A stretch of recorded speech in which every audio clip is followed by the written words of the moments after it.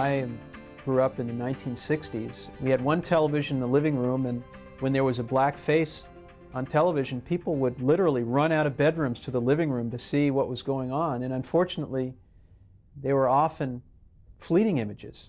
We just wanted fairness and equality, and that's what we fought for, and that's where United Church of Christ was a godsend. It is no exaggeration to state that the Office of Communication literally invented media advocacy at the federal regulatory level. The Office of Communications really defined what the public interest means in broadcasting with the WLBT case. You really have to go back to the 50s and 60s to understand the importance of this case. There were 2 television stations in Jackson and 2 newspapers. The newspapers were absolutely dreadful, while the TV stations weren't that much better. Free at last! Free at last! Thank God Almighty! We are free at last! Martin King came along and was so heavily supported by the Board for Homeland Ministries, and he talked to us about how they were being treated in the South on the stations, and I went down and went from town to town and watched, and we decided we had to do something. National stations were putting out broadcasts that dealt with the civil rights issue, but the stations in the South, they'd black out a national broadcast and claim that they had cable trouble. We found that there was such a terrible situation in Jackson, Mississippi with WLBT. It had a KKK bookstore on the property, and it discriminated terribly against blacks. It was the NBC outlet. It's the most powerful station in the Mid-South. I'm glad that the United Church of Christ did choose WLBT, but I think that it will always be a significant case because it reflected some things that were not only going on here in Jackson, but the attitude in the South generally.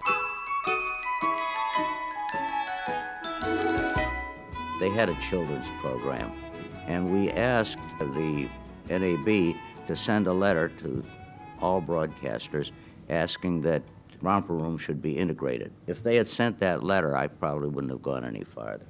In 1964, Dr. Parker arranged a team to monitor the TV stations to see exactly what they were doing. The monitoring process was really set up through Tougaloo College.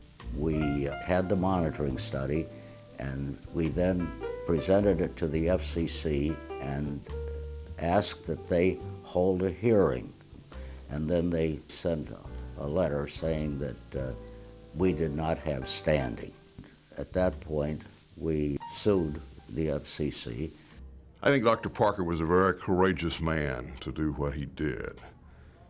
It took tremendous courage in those days to come in and put together the kind of research effort it took to challenge this license here.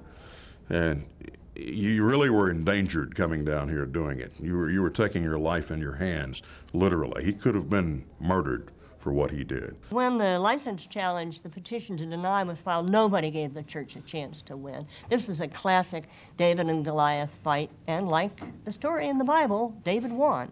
One of the first things that happened after the lawsuit was over was the Romper Room show was integrated. This was no small event in Jackson, Mississippi in 1971.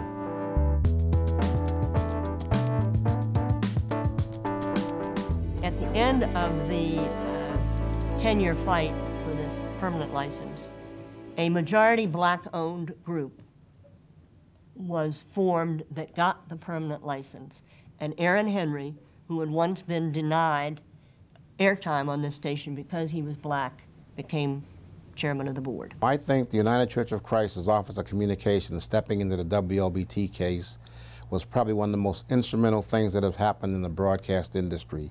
When they realized that you could take the license away from a TV station, when you realized that that great economic power could be lost because of the way you're treating black people, then it really had an impact. Things really started to change when it hit the pocketbook, and people got the realization that we can't continue doing this. We got to change our ways. I never dreamed of being in broadcasting. I had many dreams. But as I look back on it, those dreams were all inspired by what I saw. Most children think they can do something because they see someone doing it and they think they can be that person. But no dreams of broadcasting. Not any.